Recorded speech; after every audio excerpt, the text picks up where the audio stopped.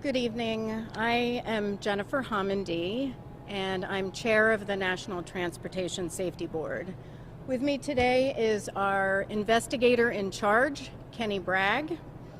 In total, we have, or will have, 16 personnel here as part of the investigation. That includes 9 investigators and 2 NTSB personnel that are part of our Transportation Disaster Assistance Team, which works with the families and survivors after significant events.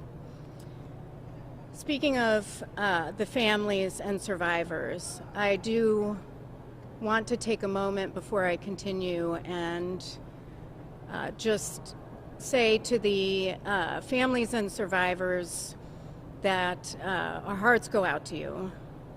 For those who lost loved ones, our deepest condolences, and for others that were injured, just know that we are praying for a full recovery. So the National Transportation Safety Board is an independent federal agency charged by Congress with investigating significant crashes.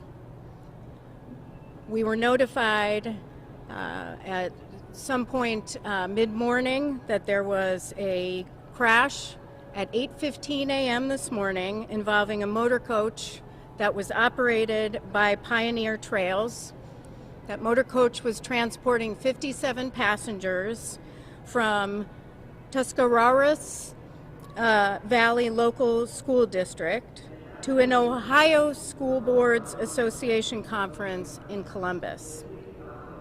The motor coach was traveling westbound on I-70 near Etna. Behind the motor coach was an SUV carrying passengers that were traveling with the group in the motor coach. They had approached a traffic queue that resulted from an earlier crash on I-70, and a tractor trailer approached behind the SUV. We have heard conflicting information about the sequence of events, so that's something we'll have to determine tomorrow. But we do know that at least 5 vehicles were involved. The 3 vehicles I mentioned, the motor coach, SUV, and the commercial motor vehicle, and at least 2 vehicles in front of the motor coach, another passenger vehicle, and another commercial motor vehicle. I do want to take a second and give our thanks to the Ohio State Highway Patrol.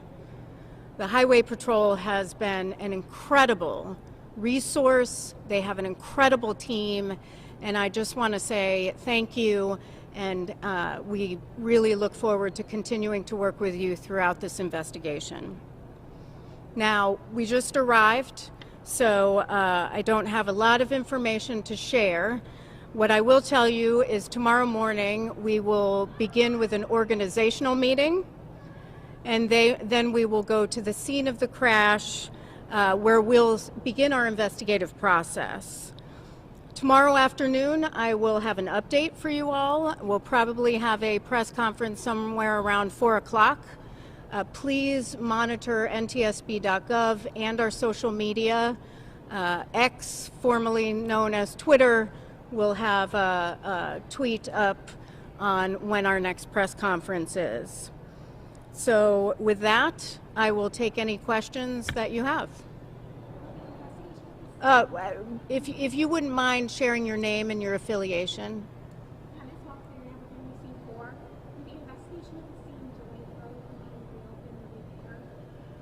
The question is, will the investigation of the scene delay the road opening or repair?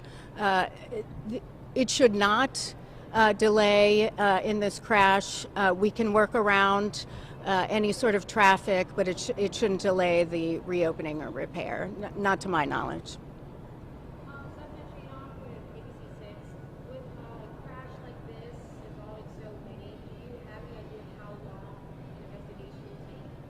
The question is, how long will the investigation take? Typically, for these type of events, our investigation will be 12 to 18 months. However, in the next few weeks, we will issue a preliminary report.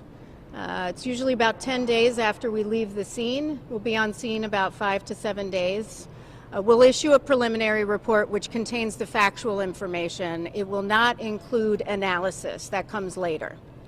After we leave the scene, well, let me first address what we're doing on scene. What we're doing on scene is collecting the perishable evidence. We're looking for cameras that may have been in motor vehicles or the motor coach.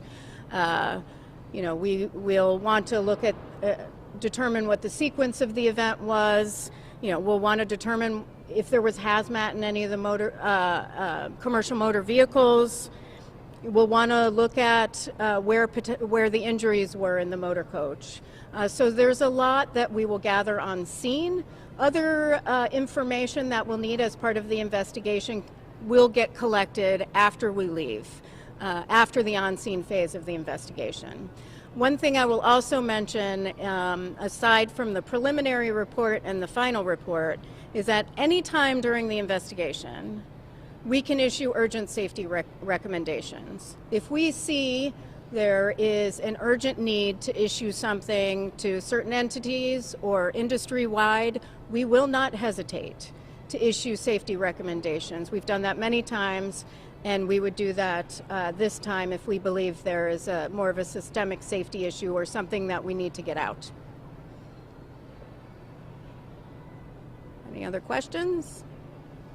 All right, great. Again, please monitor our social media for press conference. I would look for it about 4 o'clock tomorrow. We want to have the most amount of information available for you so you can report to the public as well.